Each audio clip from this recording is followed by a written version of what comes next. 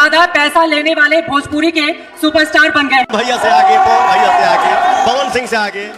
Power star Pawan Singh सबसे ज्यादा पैसे लेने वाले भोजपुरी के कलाकार स्टार बन गए हैं, जो कि आज तक न्यूज़ वाले ने रिपोर्ट किया, जो कि आप लोग मेरे वीडियो के स्टार्टिंग में ज़रूर देखें। अगर आप लोग चैनल पर नए हैं पावर भोजपुरी न्यूज़ के चैनल पर, तो आप लोग चैनल को जरूर सब्सक्राइब करें। ऐसे वीडियो खतरनाक आपको सबके लिए, पवन सिंह के फ़ैन के लिए लाते रहे। आप लोग फाइनली बता दूं, पावर स्टार पवन सिंह जो कि सबसे अभी आज के डेट में महंगे कलाकार, जो कि सुपर स्टार बने, एक गाना का लमसम चार्ज करते हैं, एक जो कि MP3 गाना का चार्ज करते हैं, ओनली एक गाना का 10 लाख रुपया चार्ज कर रहे हैं पावर स्टार पवन सिंह। उसी तरह जो कि आज तक न्यूज वाले के अभी तक पता चल गया, इतना गाना हिट होने के बाद राजा जी के दिलवा, पियर फराक वाली, हरी हरी ओढ़नी, लगातार गाने बैक टू बैक हिट होने के बाद तब पावर स्टार सुर्खियों में पुदीना गाना ऐसे ब्लॉकबस्टर हिट हुए।